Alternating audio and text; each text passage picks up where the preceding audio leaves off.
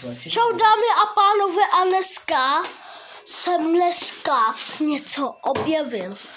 Ale dávejte lajky a odběr a jdeme se na to podívat. Koukejte. Teď tady je moje Superman voňavka. Dejte se potom navoním a dva různý. Tady nemám dva stejný, ale prostě tady mám Batmana a Supermana, ale nevím, jakou se teďkou chci navonit. 31 500 gramů. Dám sem.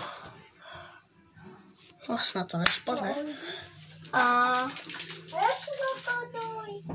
A mám dva výběry. Buď to Superman nebo Batman. To sem dám. A asi Superman. Jo, Superman. Nebo tady mám ještě jednu. A to je Red.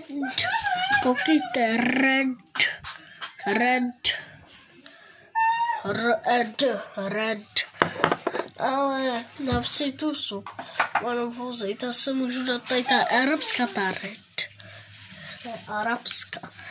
Jsem měl narozeniny, tak mi koupila máma a tam tu Batmanovou a tady tu mi koupila máma a tu Red mi koupil brácha a dal mi.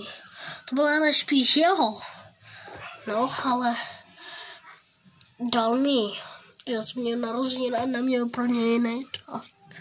Já jsem mu dal 100 a moje kamarádka mi dala 5 kilo.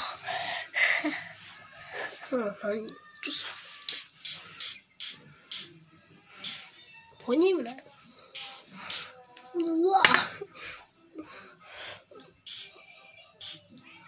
Stačí takhle.